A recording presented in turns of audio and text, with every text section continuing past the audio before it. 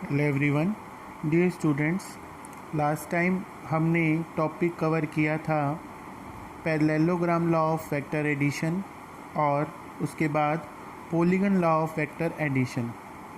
आज हम next topic start करने जा रहे हैं जिसका नाम है orthogonal triad of unit vectors, जिसे हम बेस वेक्टर्स भी बोलते हैं। ऑर्थोगोनल का मतलब होता है म्यूचुअली परपेंडिकुलर होना, यानी पहला वेक्टर दूसरे पे दूसरा तीसरे पे, तीसरा पहले पे, यानी कि तीनों वेक्टर्स आपस में परपेंडिकुलर होते हैं। The three mutually perpendicular vectors I cap, J cap और के कैप, इनको दिखाते किससे हैं? आई कैप, जे कैप और के कैप से, which are use to represent the positive direction of X, Y and Z axis respectively, are orthogonal triad vectors.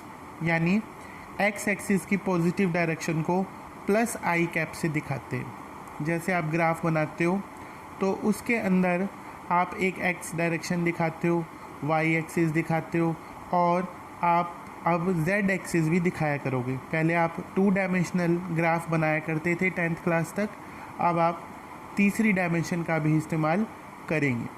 तो उनकी जो पॉजिटिव एक्स एक्सिस होती है, यानी 0 के बाद 1 2 3 4 ऐसे नंबरिंग करते हैं आप, तो उसको हम प्लस आई कैप से दिखाएंगे। और अगर -1 -2 -3 इस तरीके से दिखाते हो तो उसको हम माइनस आई कैप से दिखा सकते हैं। तो हमने यही लिखा है कि I J K which are use to represent positive direction of X Y Z axis are collectively, यानी एक साथ इनको क्या बोलते हैं? Orthogonal triad of the unit vectors, या फिर बोलते हैं बेस वेक्टर। अब क्योंकि ये यूनिट वेक्टर्स हैं तो हम यूनिट वेक्टर के प्रॉपर्टीज़ के आधार पर बताते हैं कि आई कैप जो है, यानी यूनिट वेक्टर जो है, उसका अगर मैग्नीट्यूड देखें तो बाय डेफिनेशन उसकी उसकी लेंथ कितनी आएगी? 1। ऐसी जे कैप जो है उसकी मैग्नीट्यूड जो है वो कितना आएगा? 1। ऐसे ही के कैप का मैग्नीट्यूड कितना आएगा? 1, क्योंकि ये तीनों ही कैसे वेक्टर है? यूनिट वेक्टर्स हैं। उसके बाद नेक्स्ट टॉपिक हम स्टार्ट करें रेक्टेंगुलर कंपोनेंट्स। रेक्टेंगुलर कंपोनेंट्स का मतलब होता है रेक्ट एंगुलर।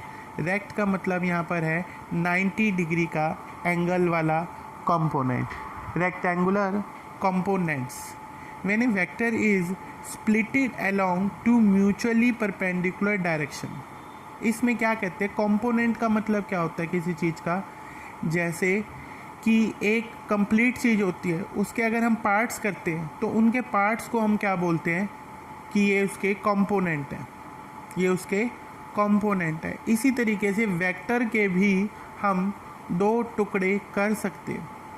तो जो उसके 2 टुकड़े बनेंगे और वो जो टुकड़े हैं, जो पार्ट्स हैं उसके, कंपोनेंट्स बोलेंगे उसे, और वो कंपोनेंट्स आपस में कैसे हैं? 90 डिग्री पे हैं, इसलिए हम उन्हें रेक्टेंगुलर कंपोनेंट्स बोलते हैं, यानी रेक्टेंगुलर पार्ट्स, या यूँ कह लो परपेंडिकुलर पार्ट्स।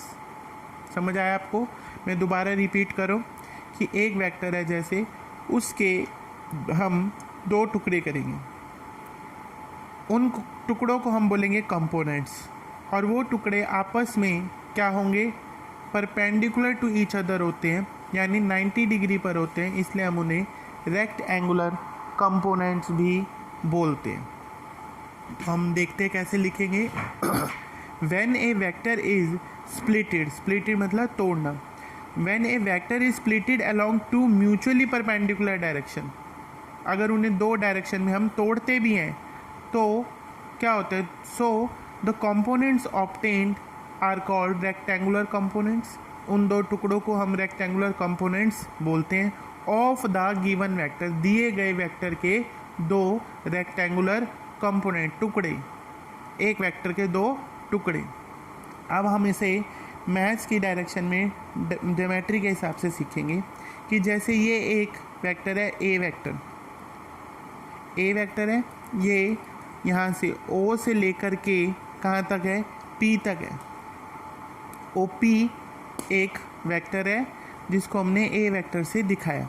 इस A वेक्टर के अब हमने दो टुकड़े करे। जब जिस वेक्टर के टुकड़े करते हैं तो उसका एक टुकड़ा तो इस तरफ आ जाता है एक्स एक्सिस की तरफ और एक टुकड़ा आ जाता है वाई एक्सिस की तरफ। जौन सा टुकड़ा एक्स एक्सिस की तरफ आ जाता है उसको हम ए एक्स बोलते हैं और ये एक्स एक्सिस है। तो अभी हमने ऑर्थोगोनल ट्रायड में पढ़ा था कि एक्स एक्सिस को प्लस आई कैप से दिखाते हैं हम। किससे दिखाते हैं, प्लस आई कैप से। तो ये इसका टुकड़ा ए का टुकड़ा एक्स डायरेक्शन में जो होगा उसको हम बोलेंगे ए एक्स। आई यहाँ पे दिखा रहा है कि ये एक्स एक्सिस है। इसी तरीके से जो टुकड़ा वाई डायरेक्शन में जाएगा उसे हम बोलेंगे ए वाई और जे कैप ये बताएगा कि ये जेड डायरेक्शन में है। इसी तरीके से अगर तीसरा टुकड़ा भी कर सकते तो वो होता है जेड इस तरफ, तो उसको बोलते ए जेड और के। ठीक है, अब ये ए वाई और ए एक्स दोनों किसके टुकड़े हैं, ए के।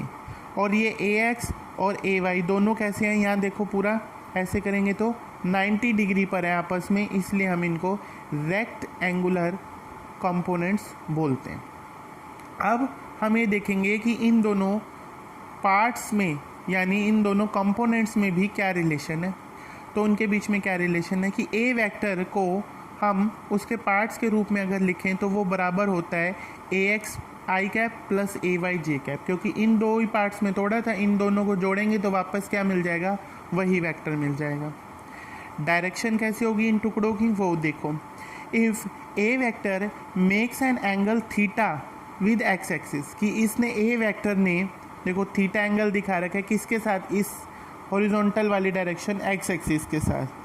तो उसका जो ये वाला कंपोनेंट है ए एक्स, इसको हम बोलते हैं हॉरिजॉन्टल कंपोनेंट, और जो ए वाई कंपोनेंट है इसका नाम भी दे रखा है, उसको बोलते हैं वर्टिकल कंपोनेंट। तो वैसे तो हमने इनको सिंबल में बता दिया कि ये ए एक्स होता है, ये ए वाई होता है, पर थीटा अगर ये एंगल बनाता है ए, तो ज्योमेट्री ये कहती है कि जो हॉरिजॉन्टल कंपोनेंट है उसको दिखाने का एक दूसरा तरीका भी है कि ए एक्स जो है उसको आप ए कॉस थीटा मानते हैं और ए वाई को ए साइन थीटा भी मानते हैं। यानी ए वेक्टर के दो टुकड़े हुए थे, ए एक्स और ए वाई। ठीक है, ये जनरलाइज मेथड है, पर ज्योमेट्री के हिसाब से हम ये कह रहे हैं कि यदि ए वेक्टर हॉरिजॉन्टल के साथ एंगल बनाता है थीटा, तो उसका जो ए एक्स वाला कंपोनेंट है वो ए कॉस थीटा के बराबर होगा, जिसे हम हॉरिजॉन्टल कंपोनेंट ऑफ ए बोलते हैं, और जो वाई वाला कंपोनेंट है वो होगा ए साइन थीटा, जिसे हम वर्टिकल कंपोनेंट ऑफ ए भी बोलते हैं। और इनका रिलेशन कैसे दिया गया, a is equal to under root a x का स्क्वायर प्लस ए वाई का स्क्वायर।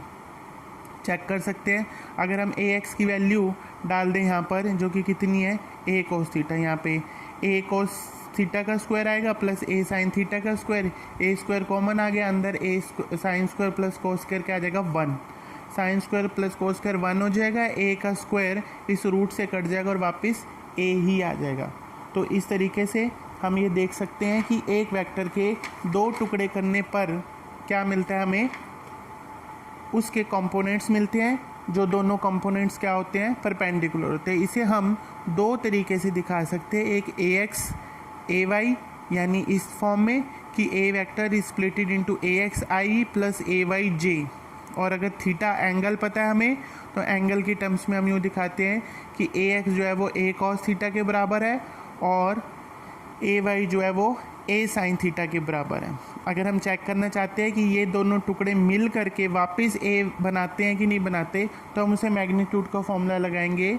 वो फॉर्मूला होता है अंडर रूट ए एक्स का स्क्वायर प्लस ए वाई का स्क्वायर। ए एक्स कितना है हमारे पास, ए कॉस थीटा, इसका स्क्वायर करके यहाँ लिखेंगे तो क्या आएगा, ए स्क्वायर कोस स्क्वायर थीटा। इसी तरीके से ए वाई का अगर हम स्क्वायर करते हैं तो क्या आएगा, ए स्क्वायर साइन स्क्वायर थीटा। फिर उसमें से ए स्क्वायर हम कॉमन ले लेंगे, ए स्क्वायर कॉमन ले लेंगे तो अंदर क्या बचेगा, sine square plus cos square. अब sine square plus cos square तो किसके बराबर होता है, ये ब्रैकेट जो है 1 के बराबर, तो यहाँ रह जाएगा ए square into 1 A square, a square के ऊपर है रूट से ए स्क्वायर कट जाएगा और वापस ए आ जाएगा। तो इसी तरीके से हमने देखा कि एक वेक्टर के दो या दो से ज़्यादा यानी 3 भी कर सकते हैं टुकड़े, और उन टुकड़ों की क्या रिलेशन होती है, उन्हें हम रेक्टेंगुलर कंपोनेंट्स क्यों बोलते हैं, क्योंकि वो परपेंडिकुलर होते हैं। तो आप इन दोनों टॉपिक को आज दोबारा अच्छे से पढ़ लेंगे और कोई दिक्कत आए तो पूछ सकते हैं। Thank you.